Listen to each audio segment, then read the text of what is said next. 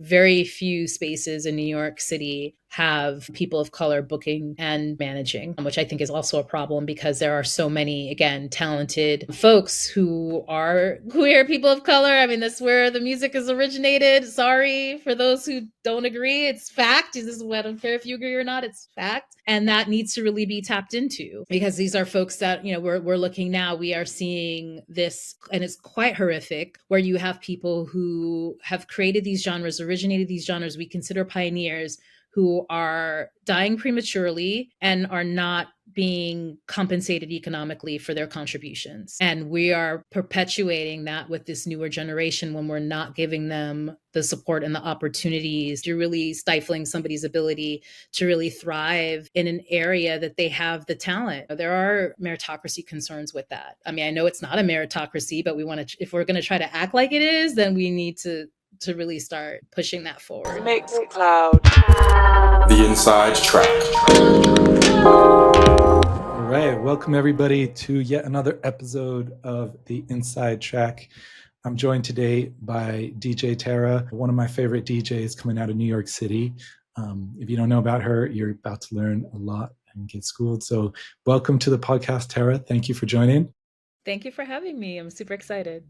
Yeah, and so I was just saying before you hopped on that was talking about, I came across some of your sets and mixes through Alexander Nutt's NTS show, and I really enjoyed the sounds that you were playing, and would love to maybe just start by kind of going into your journey in music, where you got started. Was there any kind of sounds or artists or particular experiences that sort of catalyzed you wanting to get into music? I think music for me has always been a part of my life.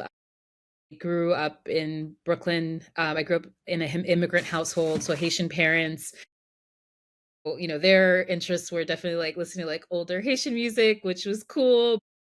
Thankfully, they let my brother and I kind of just listen to whatever. They really didn't have a censoring ear when it came to that. So, growing up at that time, hip hop was what I grew up listening to, but I also was exposed to different genres through other family members. So house music, dance music was big in my cousin's household. So when I would visit them, we would listen to mixed CDs and things of that sort.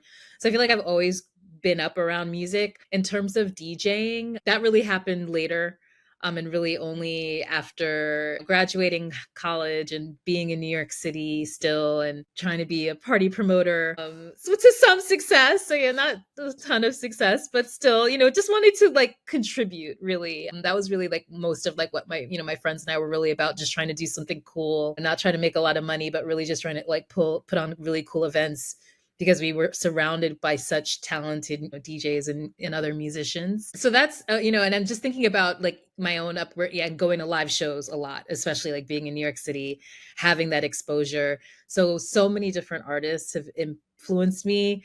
I can't even name any particular one. I mean, I guess for me, A Tribe Called Quest. I'm just thinking about the first time I saw them live. The Roots, definitely, because I would go to Black Lily when they would do their jam sessions. So a lot of different music. I mean, growing up in New York, it was a blessing to just be surrounded by it every day. And I'm guessing Jay Dilla probably up there as well, because you started an annual event, a tribute to him, Jay Dilla, called Donuts Are Forever. I'd love to hear the story of how that got started and who you kind of collabed with on that. So, again, my friends and I were trying to be party promoters. So that would be myself, Derek Johnson, Christy Wright, and Eric Raphael. We called ourselves Rare Form. We would just do random parties throughout New York. Some really cool ones. We also did some shows. We did Jay Davies' first show in New York. We did Quadrant's first show in New York. Just music that we really believed in and championed. We really wanted to put our own resources behind. So we would do that. And then unfortunately, when Jay Dilla passed, we were grateful to have so many different artists put on their own tributes, DJs. They were putting on tribute events. And we really decided that we wanted to try our hand at doing our own in a year's time, and really thinking about it in the form of a fundraiser. At the time, I think I was definitely transitioning into the nonprofit work.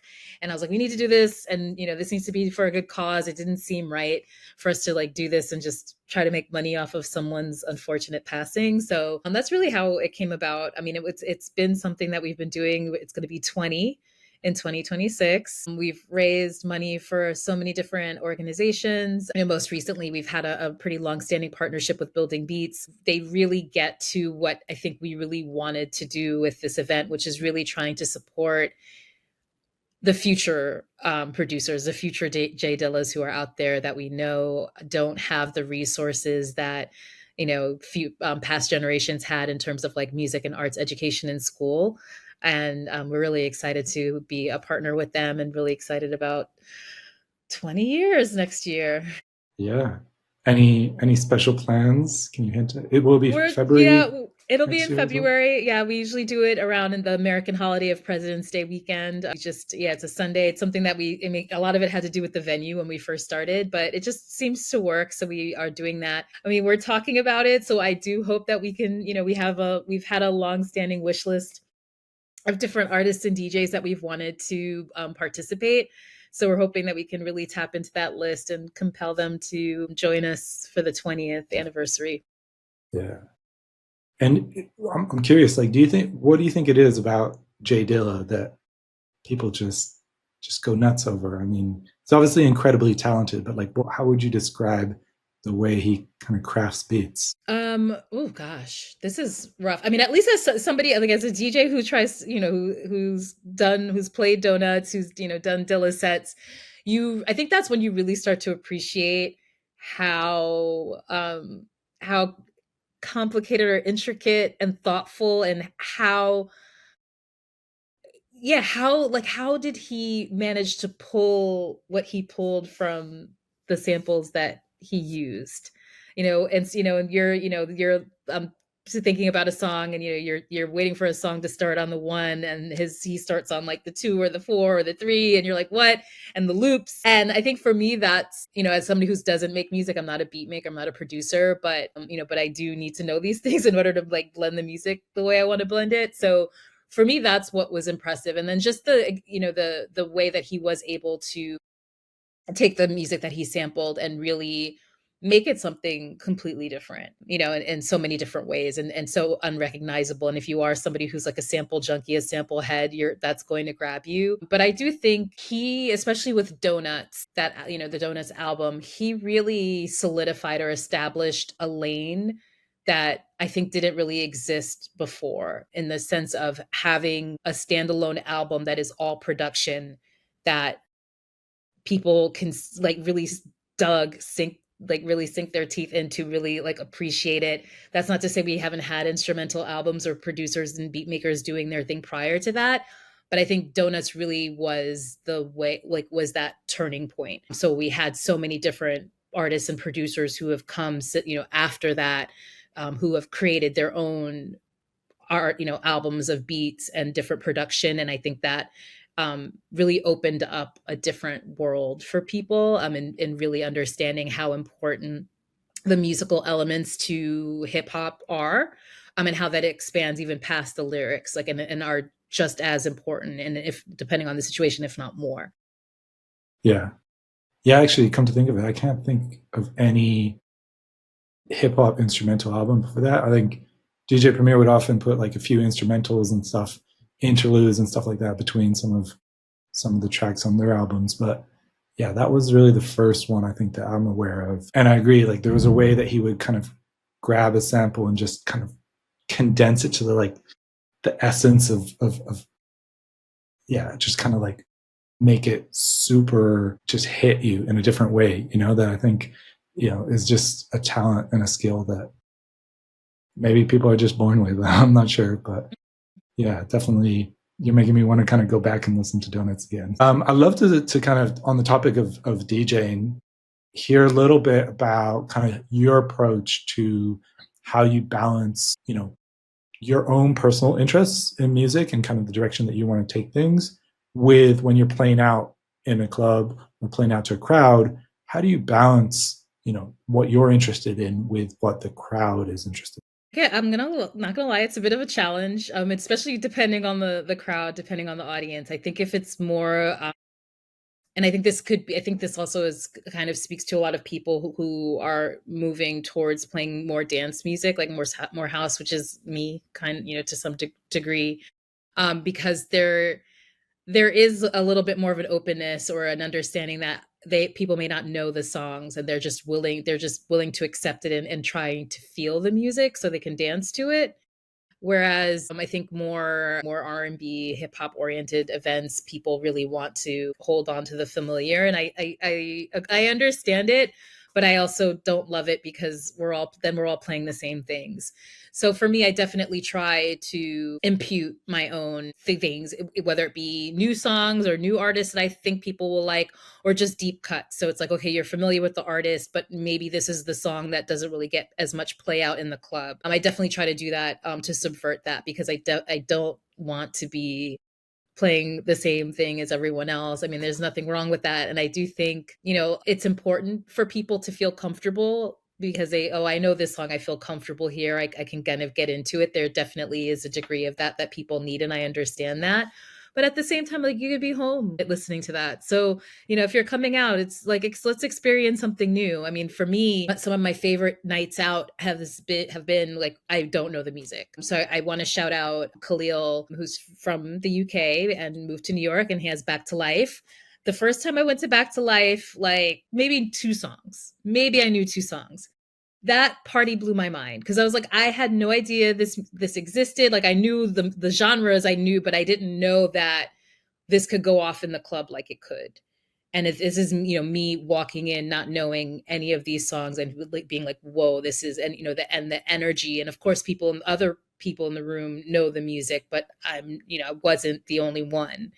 And that really, I think, for me, changed a lot in terms of affirming to me that you don't have to be playing the same thing that everyone else is, and that you can balance, but you can also be a little bit more subvertive with what you play and how you play it. And I don't just mean edits, like completely different songs, like the deep cut, so the artist, but maybe let's play the deep cut so people are like, oh, who's so people, let's get some curiosity. I think there is a level of curiosity that I try to do with my sets, that I want to introduce with my sets, whether they be recorded mixes or in the club, that I really try to aim for. But it is a balance, and it can be challenging.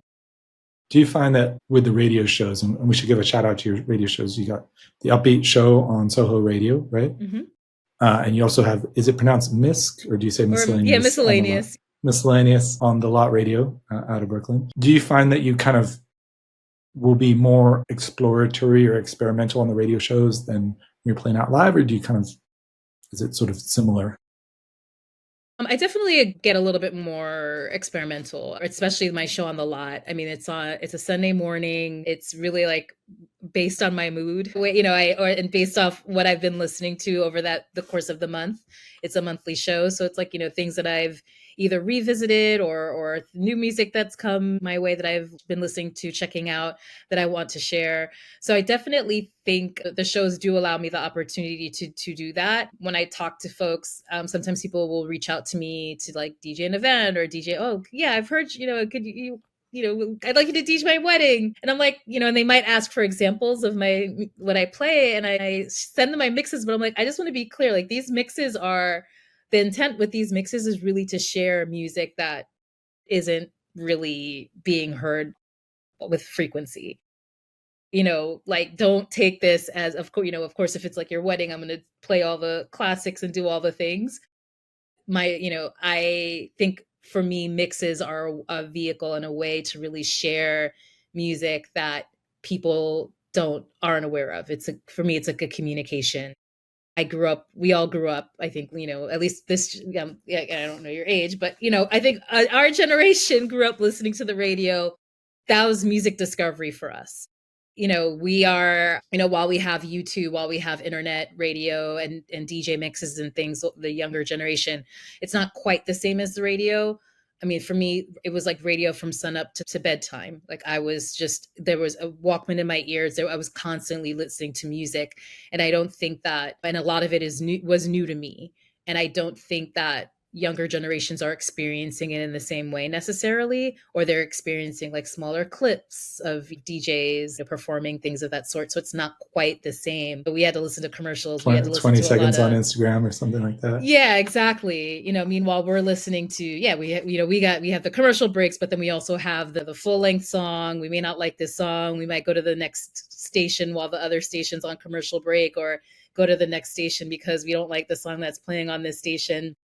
There's not quite the same type of listener experience that younger generations have. For me, mixes are the way that I'm trying to connect with folks. Like this is a way, in lieu of radio, even though it is technically radio, to really get the word No, it out. sounds very familiar. I was definitely that kid hitting record on the cassette Yep. tapes, and kind of bringing those to school, Yep. listening on the Walkman. Were Yep. there any stations in New York kind of growing up that like were super influential for you? Oh man, yeah, definitely. I mean, for Hot 97 for sure. That was, when they were like a freestyle Latin station, and then they moved over to hip hop. So I remember that transition. That definitely changing the game. Being in New York, also grateful, like totally grateful that we actually had video options. So Video Music Box, Ralph McDaniels was like my hip hop music education. And not only that, also introduced me to other things. So like the first time I saw Nirvana or heard of Nirvana was Come As You Are, because it was on Video Music Box. Living Color, like he played a variety of different music on the show, and that was like a show that was 5 days a week, every brand new episode 5 days a week. So that was, I think, I had that unique element that maybe other folks in other cities didn't have. A Kiss FM, which no longer exists. I think it's like sports radio now, but it was R&B, and then at one point it became just classic soul. So like all the music that people tell me that they grew up listening to, like their mom turned on Saturday morning and they knew it was time to clean the house. I didn't have that because I grew up, my parent, they put on the Haitian music, so that was my education. And that's actually when I started getting into, like, I always knew that hip hop sampled old music, but it didn't quite hit me, or think it was, I didn't think it was such a big deal until the first time I heard Minnie Riperton Inside My Love. And I had just heard, like, listened to, that was when, like, around the same time that Midnight Marauders came out. I love Lyrics to Go. And then that was like when it clicked for me, like, oh, like this is like, I need, like, this station's going to help me navigate all of this. So that, of course, WBLS, another station that was mostly R&B, but they would also have, Kiss FM and BLS also had Red Alert, Chuck Chill Out, hip hop DJs and house DJs later in the night. That definitely listening to Stretch and Bobbito on Columbia Station, listening to Martin Moore, Underground Railroad, so college radio in New York City definitely had an impact. Definitely, we were hitting record, especially like Stretch and Bob, because that would be like late in the night. So my brother would be like the one to do that. He'd like stay up late, hit record, go to bed. If he heard the click to switch it, then then we'd have two sides, and then we'd have some music the next day. Yeah, so much. I mean, it was, like I said, I really did like grow up just being around music. There was like no excuse for me growing up in this city to not like experience and love music the way that I do. I'm grateful for it because I know that's not everyone's experience. What's funny is one of the reasons that we started Mixcloud was because there was a Kiss FM. I think there still is a Kiss FM in London, the UK. And some of my favorite DJs would come on at like 2 or 3 in the morning. And this is when I like had my first jobs, and I had to get up at like 7 or something and get to work by like 8:30, 9. And I could never stay up that late. So I was like, okay, well, what if people could record their sets and their mixes and then put them up so that you could just listen to them at any point, at any time. Yeah. 16 years later, whatever, here we are. So lots of people have done that, which is great because you can listen to good sets and good music all the time. I'm really curious as well in terms of like how you discover and keep your ear to the ground in terms of new music coming out these days, because obviously you talked about the radio stations a lot, and obviously that was influential, but maybe less so a bit today. So I'm curious, or maybe it's independent radio stations like The Law or or others, or where do you kind of find good new music? I mean, definitely other DJs, listening to their mixes for sure. So on different platforms, like whether it be The Lot, NTS, Mixcloud, Soho Radio, like all of the different independent radio stations. So definitely like tapping into the DJs, and I'm so grateful for the ones. And I try to be one of those that shares like, the music that I'm digging, like in my socials. Even if something like it doesn't make the mix, it's like, oh, well, this is still good. Like, here, check this out. Um, you know, Friends, because for me, the greatest friendships and relationships that I have in my life have been forged through music. So, my friends and I will definitely like get in chats and talk about, yeah, just music that we're digging. I have a few group chats with different friends where we talk about different types of stuff. Like I have one, yeah, which is actually pretty good. I'm realizing that now. I have a group of friends. We go to a lot of live shows together, so we'll share that. Like, oh, there's this new artist. They're performing in a few weeks. I'm going to go to the show, and they'll just drop the album. So that's a good way where I get like a recommendation, and I'll check that out. And sometimes people do email me stuff, so I definitely try to listen to people when they send me their music, and definitely if I like it, if I put it in the mix, I put it on the show for sure, because I understand you got to shoot your shot, and you want to get the music out there, and I know there's a lot of noise, so I definitely just try to keep my ear open as much as I can. Thankfully, I work. Well, I don't work completely remote, but I work remote enough that I can be at home and play music while I work. So that helps. Yeah, and I know on your website, I think you've got a like send me music button. So if Yeah. anybody's a producer and listening to this, give it a shot. Absolutely. And tag it properly so I know. That was another thing too. Like people will send me stuff and I'm like, oh, this is great. And then I'm like, wait, I don't know who sent this. So make sure you tag your stuff if you're going to send your stuff to people.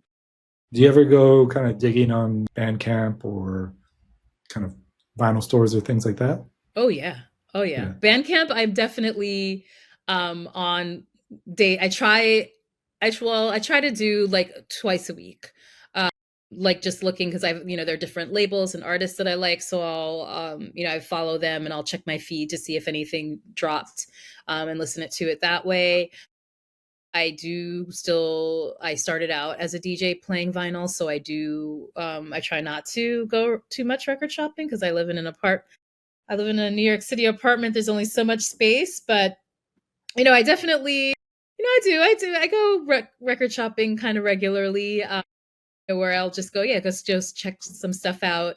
Definitely newer music. Try to buy the vinyl for, because I was just remarking to someone that there was a period of time, like when I really went fully digital as a DJ. Also, I was just not making a lot of money, so there were so many albums or artists that I really dug and I love their music, but I don't have the vinyl, and now I'm trying to get the vinyl, and it's exorbitant. So there's like Electric Wire Hustle record. It's like $300. Like not I cannot. Yeah. So it's like stuff like that. But I remember I'm like, I love that record. I would totally play that right now if I had it. But I can't pay $300 for it. So it does remind me that if I really do enjoy new music now, if it's reasonable, then I should try to buy the vinyl. So I definitely try to buy the vinyl as much as I can. I think I was listening to one of your latest shows where I think you just come back from Detroit Movement Festival. Mm-hmm. And did you find anything good there? Were there some good record stores up in Detroit? Of course, definitely. Yeah. Oh man, yeah, that's part. Actually, I do this thing where I kind of stop buying records in New York at some point, or I'm like, I like to do my rituals. Like I do my show on the Lot on Sundays. There's a few record stores nearby, so then I'll just like do a little record shopping there and then go home. So the past few months, I'm like, nope, we're not doing that because we're going to Detroit, because I do tend to go a little overboard. Because there's some really great record stores out there. There's so many amazing DJs and producers, and they have the line to like a great vinyl plant, because they're like busting out the vinyl, the exclusive vinyl for Detroit. So I'm definitely like, spending money there. Brown Music Academy, which is run by Wajid. They've been doing a record sale pop-up as part of the programming that they do over the weekend. So that is another place that I tend to buy a lot of records, because there's just so many, between just like older, harder to find things and just like new artists that are coming in and literally dropping off their records to sell. So I'm like, buying a lot. So yeah, the latest mix, I think there was Huey Mnemonic. I bought that record. Lady Monix also had I think it's out coming out. It's not out yet. It's coming out soon, but I was able to get the vinyl in Detroit. So definitely a few records that the Marcellus Pittman that I started off with, I got at Spotlight, which is also, it's like a venue and it has a record shop inside. I love that space. Oh my gosh, it's great. But yeah, Detroit definitely is a great place to buy records. But Yeah. yeah. Yeah, it's been a few years since I went to Movement, but I'll try and make it back there.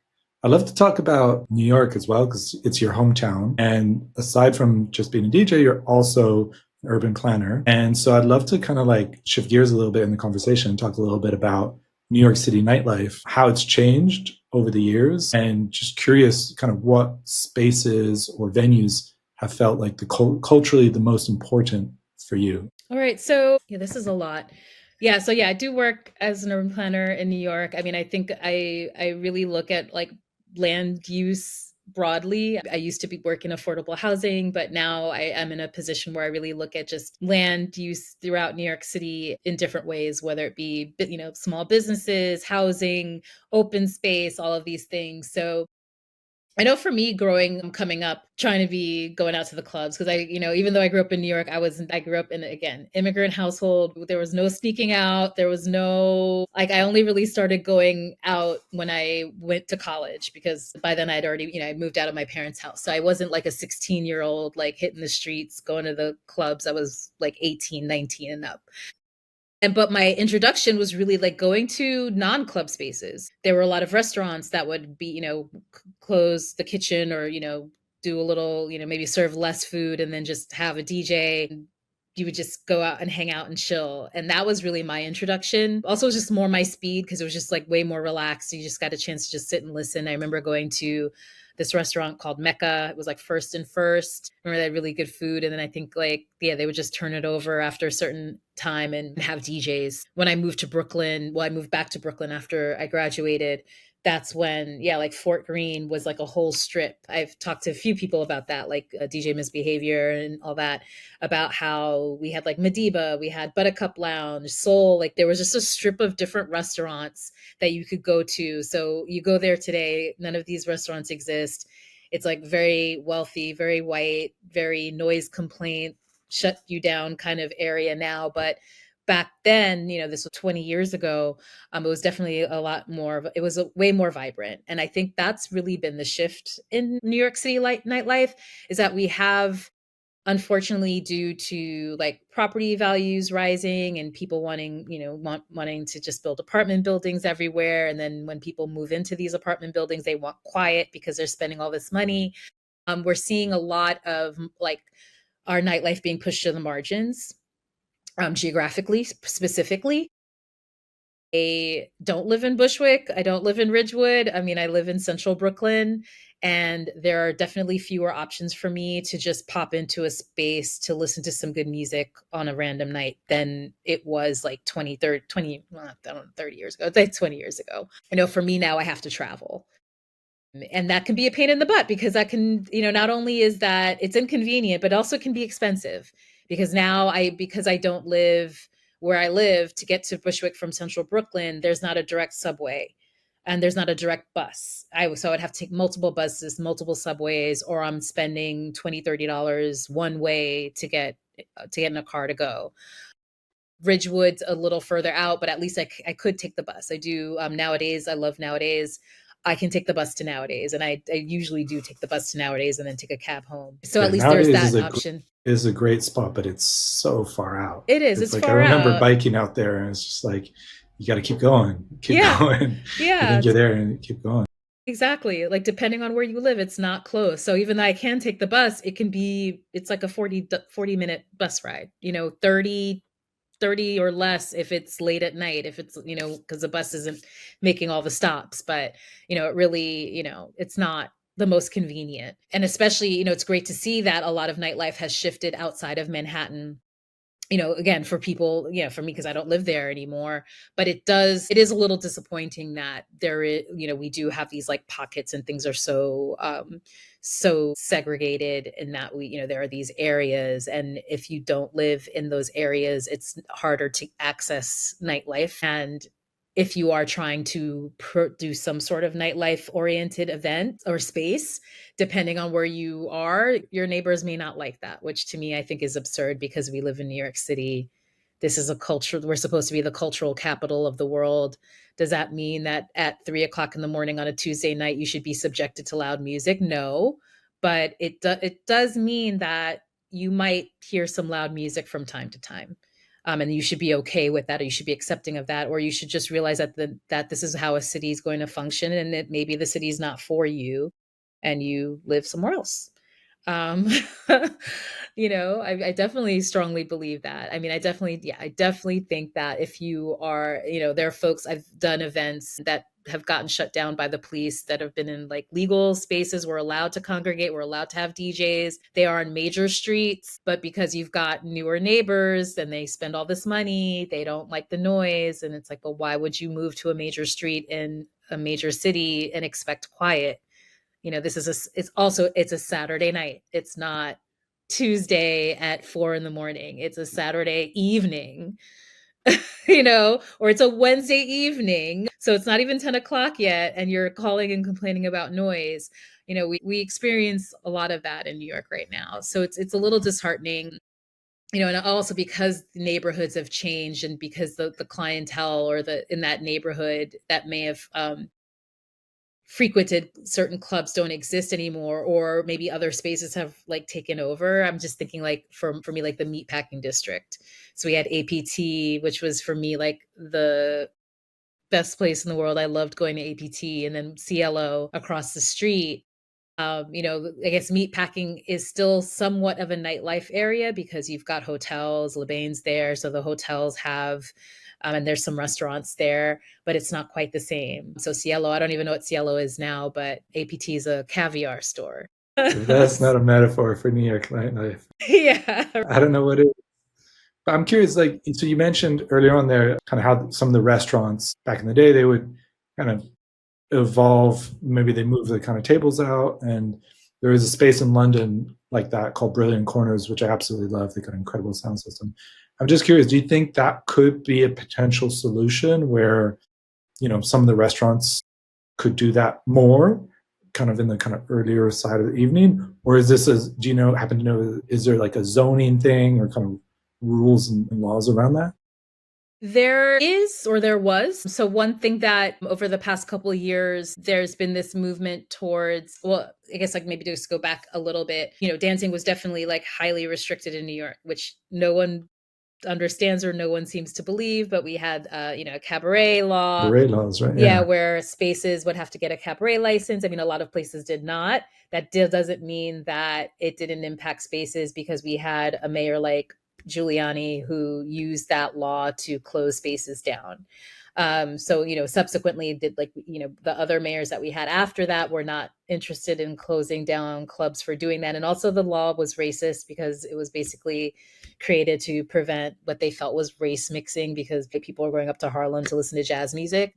And then they were using it as a means to like criminalize drug addicted musicians. So the whole thing was like ridiculous. So once we got that, or not we, well, I was not involved in that process, but shouts to the folks, the advocates who were, Dance Parade being one of them, and like so many different people. Once they were able to get that law removed, we still pointed out that the zoning in New York City would still restrict people's ability to congregate and dance. It was, so even with that aside, if we had another Giuliani type mayor, okay, while they can't use the cabaret law, they could still use zoning. And while later they could still get the Department of Buildings to come in and issue a citation and basically fine a venue until they closed. So we knew that was still a threat, even though that wasn't happening. It really needed to be addressed as well. So far be it for me to give this current mayoral administration any props, but there's been a push, or there was a large initiative to address zoning across the board in New York City over the past few years, and it was called City of Yes. This idea that, our zoning's so bad or so antiquated, it's no, no, no, and let's make it yes, yes, yes. So what we were able to do, me and another colleague, DJ Boulin out of New York as well, we both are urban planner DJ folks. There's a few of us out here. Basically, the city did want to address that piece of zoning as it relates to dancing, and how do we remove this restriction to allow for any types of musical activity in commercial spaces that's currently deemed, I don't want to say illegal, but non-compliant. So it's not criminal, but you would get fined, and you could potentially shut down. So we were really excited about that, and we actually worked with the city to do some information sessions with people like nightlife operators, curate people who do events, DJs, to just let them know what was coming and what that meant for them as far as being able to access more spaces. So if you have a cafe that's open from 8 to 5, that might want to be interested in doing some evening activity, but now at least the zoning wouldn't prohibit them from doing that.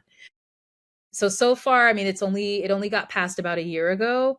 I know so far, to like in terms of just overall, I think more businesses are coming to New York, or more businesses are opening because all of these restrictions are being removed. I can't say I've seen a huge push towards restaurants opening up later. I think there's some more challenges around that. I think a lot of it is a lot of restaurants aren't big enough for that. I do think the pandemic did a lot for, as far as just the overall energy of New York. So people aren't so inclined to stay out late, or restaurant workers don't want to be out that late, which I completely understand. So that's another thing that I'd like to try to address, is figuring out how do we support folks who work late at night, and not just, in terms of making sure they can get home safely and quickly and all and cheaply, because that's important as well. But I think there's definitely some other factors there. But I want to see it. I'm it's to a point where I'm I need to figure out how, can I find a space in my own neighborhood and try to be the change that I want to see, because I do think that there are these underutilized spaces that could provide a lot of opportunity to really reintroduce or introduce nightlife to areas in ways that I think could be harmonious to the neighborhood. Because if you have a late night, if you have a space that's open late, it does not mean that everybody's hanging outside yelling and screaming, throwing up. It's people who are chilling, hanging out. Somebody might be having a smoke outside, which might deter someone from attacking someone on the street, or might give a storefront being open might give somebody just enough light to be able to feel comfortable to walk home late at night. There are so many things that can happen as a result of us having nightlife spread throughout the city that I think people aren't realizing. I think people think that it's loud and noisy and could be dangerous, but in my experience, largely, thankfully, it's been the opposite. And I really would I really would get to start to shift that mindset, especially with newer residents, people who maybe aren't, or older residents that do have this idea that nightlife doesn't have the cultural value that it really does have. Yeah, it's interesting to hear you say that, because I think there are some cities that are now starting to recognize that more and more. So actually, on one of the earlier podcasts, I talked with Whitney Ray, who's the former editor-in-chief of Resident Advisor, and she was talking about Berlin, how they actually have a cultural commission there that does actually value nightlife, although it's had some challenges in the last year or so. But also, I know Amsterdam, very forward-looking and kind of progressive in terms of that. The one thing I do remember about when I used to live in New York is that the kind of park spaces and the green spaces, there was actually quite a lot of music that would happen in them, some of which I think was programmed by the city, or some of it in partnership with people, but also in places like Fort Greene Park, Soul Summit. I think you've played that, or been to that. No, I I've been remember to that that. Yeah. being one of my favorite events every summer. Mm-hmm. And that's something that I think New York actually does really well. I agree, but at the same time, Soul Summit used to be more frequent than it is now. Now we get Really?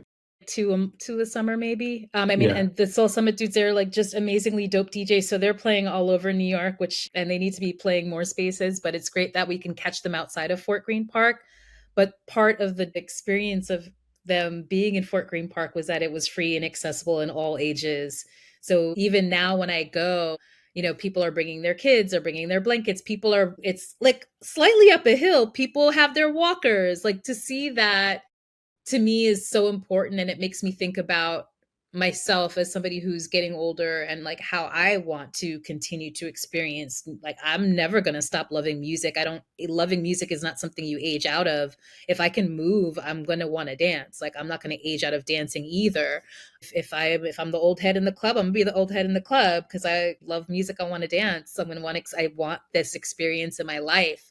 So to have, yes, New York has done a really good job between, I guess like you would think like Summer Stage, so Central Park Summer Stage with a lot of free shows, Brooklyn, Celebrate Brooklyn, which is also free shows in Prospect Park. Like having that type of programming is great. And we have some new folks that are doing some publicly accessible, all ages dance events, public service, and St. James Joy, who I've had the pleasure like of working with both of them. Like I got to play the last St. James Joy's, their 5th year anniversary.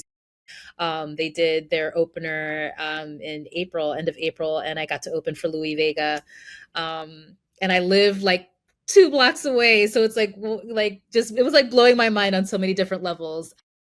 And public service, they do their event in different parks throughout New York City over the summer. Dance's Life is Natasha Diggs, and she does this in other open spaces throughout the city. Those are really great events. They are also like not there. They have to come up with their own resources to pull those events off.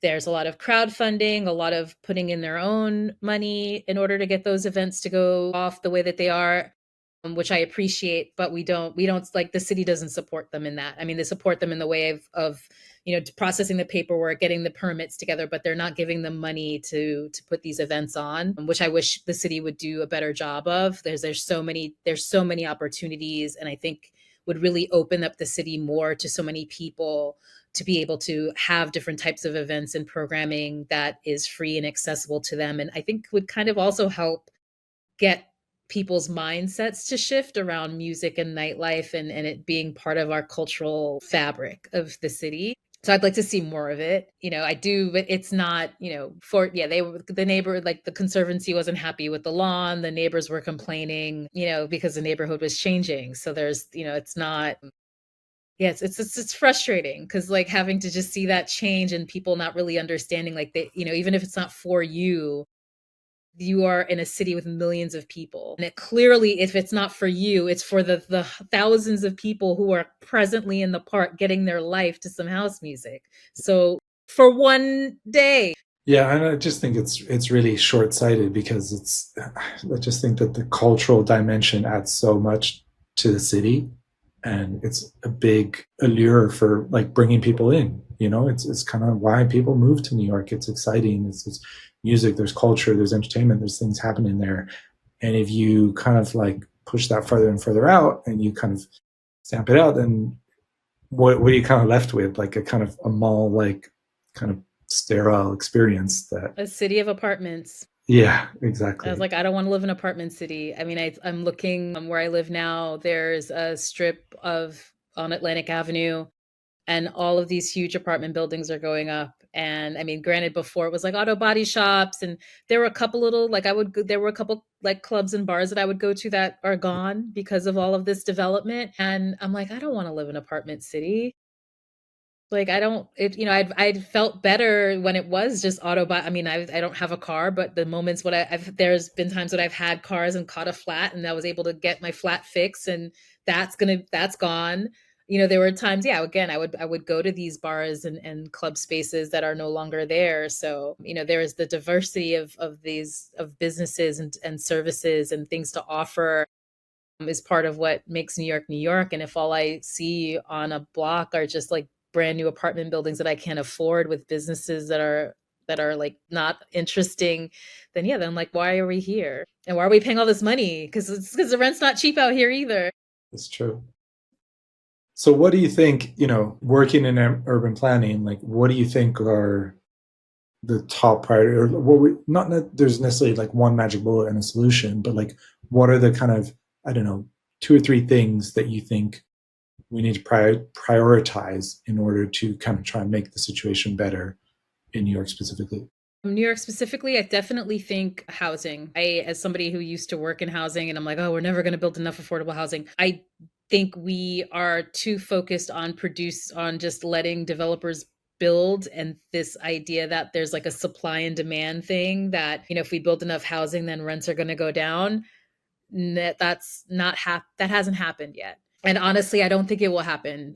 Just to like in terms of they're built like these developers are building because they're building based off this idea that they can command a certain amount in rent.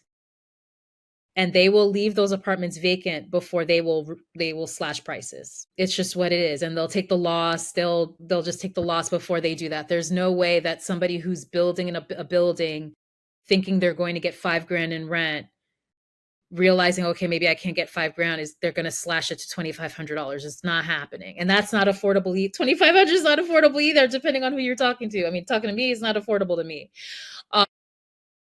So there's that. I definitely think that we are not, we meaning like the city government, not doing enough to really ensure that the type of like that affordable housing truly is affordable.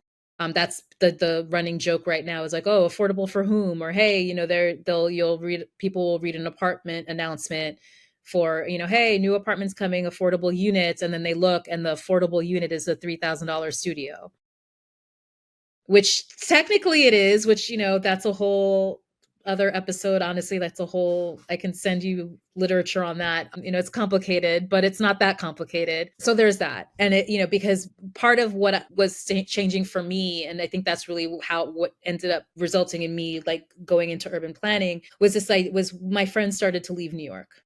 All my creative friends started to leave New York. They moved to New York. They wanted to be able to live here, create. Of course, everyone's got to work to earn a living, to pay their rent. And then it became a thing where it was out of balance, where they were working not in the fields that they wanted to work in. They were not getting paid enough. They were not attending to the creativity and the arts that they came to do while they were here. And we're like, I'm just going to go move somewhere else where I can do what I thought I would do. I came here to do in New York. And it used to make me really sad. But then I'm like, I understand it because I see it. If anything, it's getting worse. So we are absolutely stifling and turning away people who would come here and do amazing things for this city culturally because it's too expensive. So that's the main thing. And we need to figure out how to address that in a meaningful way. So that's one. Two, we do need to provide more resources because we've got so many talented people. We need to figure out how we can support them, and it could be in different ways, whether it be affordable spaces to rehearse or to create like studio spaces. We do some of that in New York City already. I would like to see a little bit more of that. Spaces for people to do performances. I'd like for the city to do that. The city to look at spaces that, the city does have land.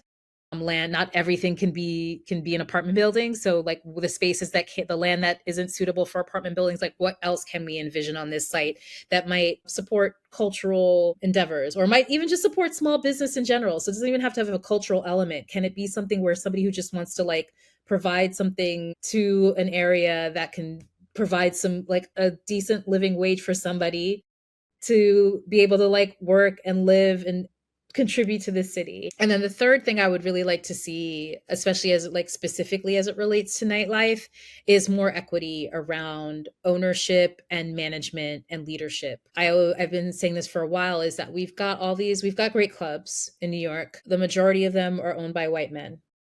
It's what it is. But then when we're looking at the events that are taking place in these spaces, these are events that are queer led, people of color led. What is the issue, or what is preventing the owners from providing more of a greater stake or a cooperative stake for these event producers to like really be a part of this club in a way that will allow the club to thrive and remain, because clubs are closing in New York?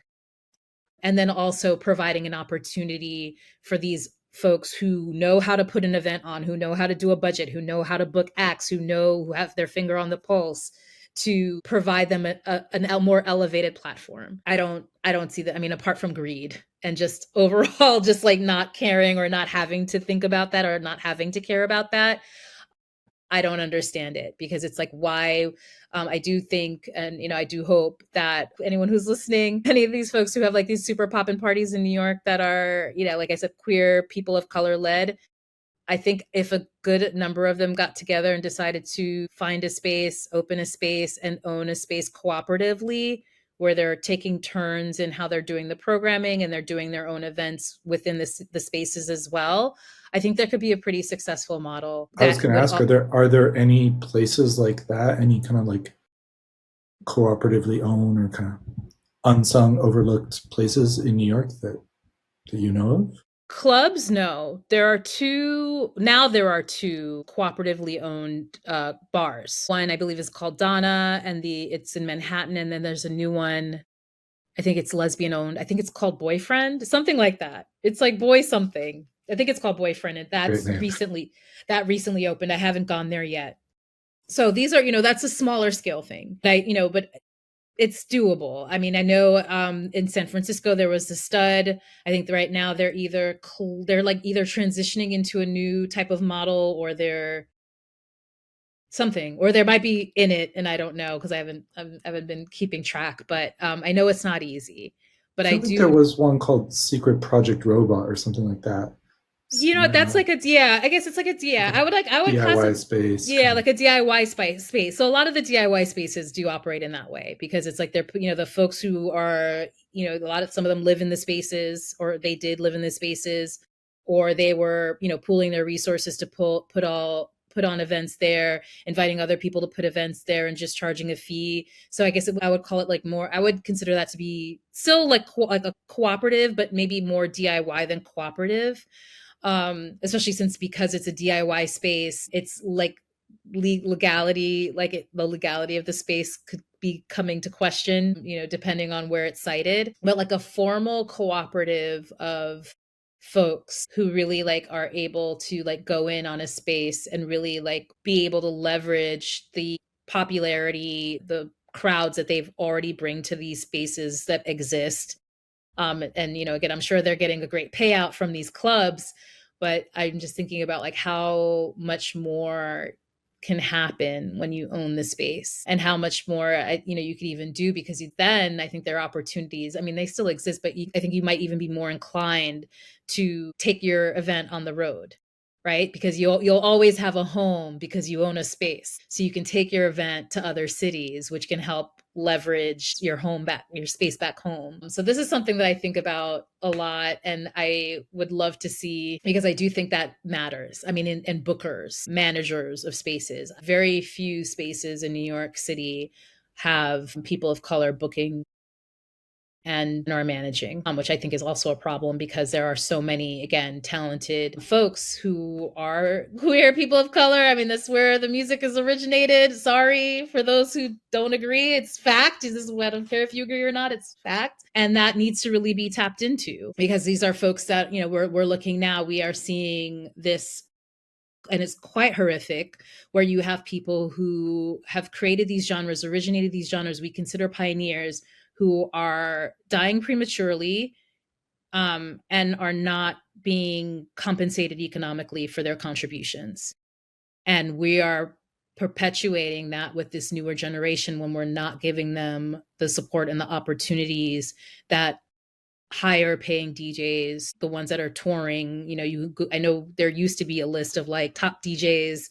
I think the last time I Googled that kind of list, a bunch of images came up, and none of them, I think it was like Steve Aoki. That was it, in terms of like a DJ a non-white DJ. That's not, that, it's an equity issue, because we know that that's not reflective of who's really like on the ground doing the work, putting out amazing product, and who's getting platformed. And that has far reaching impacts. Again, like when we're seeing these pioneers again who are passing away prematurely due to health issues that could have been managed if they were in a better, economic situations where they had health insurance, and weren't, in that we don't have right now, which I think is like, it's horrific. It's horrific, and it's violent. So, it's not just this idea that like, oh, well, sorry, you're not popular, you don't get to DJ as much. I'm like, no, there's like far reaching impacts. You're really stifling somebody's ability to really thrive in an area that they have the talent. There are meritocracy concerns with that. I mean, I know it's not a meritocracy, but we want to, if we're going to try to act like it is, then we need to really start pushing that forward. Are there any venues that you think are doing it right, that are trying to kind of like balance out that equity piece? Any that are like booking, people of color, queer artists, things like that? I think some of them try. I definitely nowadays. I mean, they have Jada Lorraine, always amazing. Like this, then I can always tell like it's a night that she's curated because of, and she's been really good about bringing in artists, particularly underground artists from the Midwest who are pioneers in dance music that I think folks are just not aware of. Like I've gotten a music education from those nights.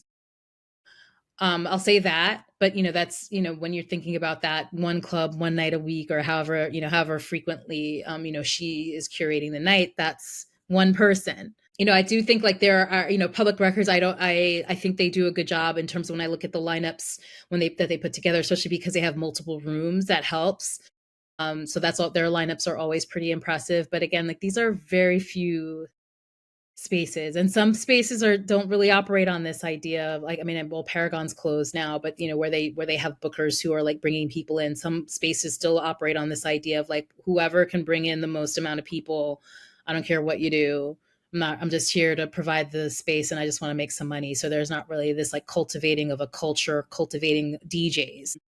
Or some spaces just operate more of like, I need to, yeah, this is a ticketed thing. And, I really only want like a guaranteed party and situation in there. So there's a lot of that too, because it's an expensive city. Just like our rent is high, the club's rents are high too. So there's that. I think I read that was kind of the impetus for the Nowadays guys who were paying so much in rent that eventually they wanted to own somewhere, and then the only place they could own was that spot in Ridgewood, which obviously is very far, but I think they do own it. So no, they still rent it. They still rent it. Oh, they still rent it. Yeah, because really? they just renewed the lease. Yeah, I think there was a concern that they would close. But and this is not. I'm not saying this to alarm anyone or because like we live in New York and honestly like a lot of New York is built on fill, which is trash. But it's not. It's like a brownfield site. Like the site around. It's not. I mean, the uses in the past have contributed, so it's not like dangerous. Like you're not going to go to Nowadays and like it's toxic. It's no more toxic than any other part of the city. But a lot of spaces do exist in areas that are close to like industrial or former industrial uses. Public Records is in Gowanus. That is also experiencing like that's a super fun site. The canal literally has gonorrhea in it. Like it's just. It does. So, the things you pick up as a planner, it's just really, it's just really interesting because it's like it's great to see. And that, I mean, it's something that I've been working on as well as this idea of like, we also need to like support industrial business or industrial spaces because that's really how clubs have been able to thrive and remain in New York. Because there's a lot of movement towards changing or eliminating industrial uses, just creating these mixed use areas. So it's like, so they're not taking industrial away, but they're de-incentivizing landlords to keep it industrial because industrial rents are cheap because you need a lot of space. But if you make it mixed use and give a landlord the opportunity to build an apartment building, they're going to build the apartment building because that's money. That's the highest amount of rent that you can get is residential rent. After that is commercial, like so office space and storefronts, and then at the very bottom it's like manufacturing uses. So if you change the zoning, you're always that allows for residential, you're going to see more apartment buildings, and that's what we're seeing in New York City right now. So this might be like a new question, but like, who makes that decision around the zoning? Like when and where do those decisions happen? That happens in New York City when it's like large scale, like neighborhood stuff. I mean, a lot of it is with the mayor, like that administration, if they have an appetite to really pursue that kind of thing. So that's why a lot of times you'll see, people say like this, developers are donating to so-and-so's campaign. And then coincidentally, a few years later, they might see some benefits as a result, through a rezoning, which basically gives them more value to their land. That's not an unusual story, but a lot of, and sometimes it's just the developers themselves like decide to speculate. Like, they like one of them goes in and tries to seek permission to build in an area. They get the permission, and that kind of helps to open the floodgates. Like, oh wow, like this guy, he can build a building, so now I can, like, I'm gonna have to, it's not gonna be an easy process, it's gonna cost some money, it's gonna cost some time, but I can do it too. And then what you'll see is that sometimes the city then will initiate an action, because it's like, oh, like all these folks are in this area are trying to build apartment buildings, maybe we should change the zoning to address this, because if we do that, maybe we can get something out of it, meaning affordable housing, or some other concessions. And then also, we could, yeah, that's pretty much like, that's what you'll see. So you see that a little bit. But a lot of times the communities will be ringing that bell like years and years and years before the city decides to come around on that. It's unfortunate. That's part of what the work I do now is, working with communities to try to give them, or to like provide assistance. I don't want to say empower them. The communities are empowered. They know their stuff. They're the experts, but really just providing support in what they want to do. We want to we want to compel the city to do this, because we need this. The city wants to do this project in our area. We don't like it. We need some help. We need some data. We need to try to figure out how to understand how this is going to go down, to see what we can do to advocate for changes or advocate to stop it. That's part of what I do at my day job, which I really enjoy doing, but it's an uphill battle, because we know that there are other factors, and a lot of it is generally, greed, and people seeing opportunity to like make some money, and at the expense of the same people who made the city so great and so attractive to be, which is sad and ironic. But yeah, that's really what it is. It can vary. It could be the administration, but it could just be folks landlords deciding to get together and speculate, and see if they could like pop that bubble. Yeah. And break through. It's fascinating how, yeah, there's so many layers to this, and it sort of intersects with who is the mayor, what is the political climate, what is kind of happening within different communities, and all of that affects dance music, venues, spaces, and there's just so many dimensions to it. It's hard for people to get their heads around it, and sometimes I feel like a lunatic talking about it, but it's important, and for me, it took a while to see that connection. I was, when I was starting as a DJ, I've never worked full time as a DJ. I mean, I wish I could, but I just never became that. It was never that for me. It might, maybe one day, but right now I've just always, and for me, at one point DJing was like keeping me afloat. Like if I didn't have, that was my second job. It's a great second job to have, but it was really something like I needed, because I would have had to leave the city, or move back home. So when I started to really think about, okay, my work as somebody who's living in the city, working the type of jobs that I'm working the industries that I'm working in, what's happening in city government, what's happening around me that's impacting my ability to live. It's funny because, and I think that didn't start to click for me until I started working, when I stepped away from affordable housing and really just started working, looking at the grand scheme of the city in terms of planning. And that's really when I started to want to dig more into, okay, well, then how does this impact nightlife? Because this is what I care about. I mean, I do care about other aspects. I do care about housing. I do care about all of these things, but I know that nightlife is usually the first thing to go.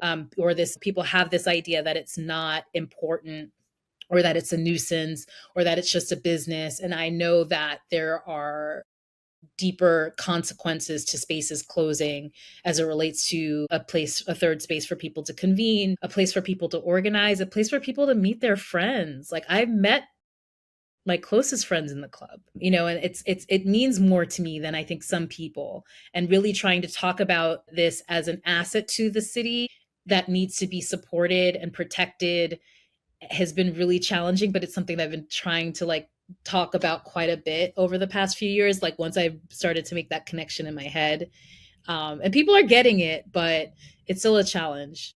And music is a way of bringing people together. There's increasing loneliness, even in a big city where there's like millions of other people.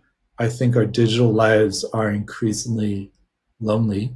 People report being lonelier, and having venues and spaces and music as a kind of thing that brings people together, I think is just so important for the livelihood of not only just people, but cities. Mhm. I agree. And I think also as we like move towards this, period which is unfortunate where people aren't reading as often, books are being banned, that music can really be a vehicle for communication between us, and providing that space for people to listen to it, to experience it, is becoming more important to me even as I age. Yeah. Even though the club may not necessarily be built for me, but I still need it. Well, I'd love to kind of wrap up talking about the future, talking about maybe some things that are inspiring to you or that you're looking forward to, whether it be in the world of DJing, technologies, software spaces, music culture. Like what are you excited about looking forward at the rest of this year and going into next year? I'm just really excited about, I don't know. I'm like thinking just I guess like in New York City, there are so many really great parties right now that are really trying to use their space, their platform to educate on social justice issues, to raise money for social justice issues. I mean, I feel like that's always been a thing, but I love that it's like even more to the forefront, especially now. This It's more important now than ever. So I'm really excited about that. And I'm really excited about just supporting it in any way. I think people have this weird thing also about parties and not wanting to like spread the word about parties if it's not their party. And I'm like, this is a whole like nightlife system. Me posting about somebody else's party doesn't mean that they're not going to come to mine. Like, relax. I think people need to get that out of their head, especially if it's something that's trying to raise money. Like, why would you like stop that? Like, not share that opportunity. So that's what really is getting me excited right now. Definitely this idea that we do not need platforms that have shown themselves to be harmful to us to advance our careers. So like Boiler Room being like the most immediate example, as somebody who's always wanted to do one, and you've seen what it's done for certain people's careers, but then understanding that the money behind it right now is not like is directly related to some of the most horrific atrocities that this world is experiencing right now, and wanting to step away from that, and people wanting to figure out how to separate from that, how to boycott that, how to create our own systems, how do we support people who step away from that money, who step away from those lucrative opportunities, how can we support them through community. I'm loving that. I want more of that. I want to participate in more of that. I want to support more of that. I'm always on a GoFundMe at this point. I'm like, I don't even donate to organizations now. I'm just like, whatever money I have that I would normally just donate to a formal nonprofit, I just find myself doing informal donations to people, which I find to be more fulfilling, and I think more impactful, because I'm directly seeing where that money is going, even if it's somebody who's just like, I don't get paid in 3 days, I just need to buy some groceries, to know that if I sent them $10, if that means it's like eggs and some bread, like that makes me feel better than to get a tax write-off at the end of the year for donating to some God knows organization. That I do like this idea that we're shifting finally towards this idea that we need to move away from existing systems and create our, maybe not create our own systems, but create more different avenues to support each other, and it not rely on platforms that are seem to be helping us but are really harming us more than helping. Yeah. Well, thank you so much for joining us today. I think those are inspiring words to finish on. And I think, with your cross section of urban planning, deep understanding of nightlife, I really hope you can help make New York City a more vibrant, musically cultural place to live and be. And yeah, I'm looking forward to seeing what comes in the next months and years. Yeah, definitely. And and honestly, there's so many amazing DJs and curators in New York right now that I'm like, I just want to help. Like I did donuts, we've done our stuff, we're doing those things, but at this point I'm at a place where I just want to like support other folks doing it, because it's all about supporting the next generation. I got to accept that I'm getting up there in age. Again, still out in the club, but I'm like, am I like do I know, am I, I'm not up on the latest and greatest because I'm not of that age. So I just want to be here to support in any way I can. So I'm looking forward to that, definitely. And then just to kind of wrap up, if people want to kind of find out more about what you're doing, your music, your sets, your mixes, and things like that, I know you got the website. Is that the best place to go? Yeah. djtara.com? Yeah. Spelled the DJTara.com. spelled the Yeah. long DJ way, DWE. Yep. Yeah, the long DJ way. And definitely my social media, which is DJ Tara NYC on Instagram. That's usually where I post up. That's like my main platform, love it or hate it. I hope, again, this idea of us moving away from these platforms that are harming more than hurting, I'm hoping that we can move away from social media platforms in that way. But at this moment, I mean, it is a means for us to like stay connected and share information. So I do share information about my mixes, about upcoming shows, about random like New York politics, nightlife things that are coming up, especially we're in an election year with the mayor. So sharing that information, and of course sharing information about other cool folks doing cool stuff in the city. So definitely check me out there. And then you got the miscellaneous radio show on the lot once a month, Mm-hmm. and Upbeat on Soho Radio. Highly recommend Yes. those. Yep. Anything And else? I think that's really it. Yeah, you could definitely check and I have some other mixes. I'm putting up an archive of my older mixes on Mixcloud very soon, so definitely check those Look out. forward But to you could that. definitely check out a few up right now, and then Soho Radio archives on Mixcloud, so you can definitely check out past episodes there. Sweet. Amazing. Thank you so much for joining us, Tara. Yeah, I look forward to doing this again sometime and wish you all the best. Thank you. Thank you for having me.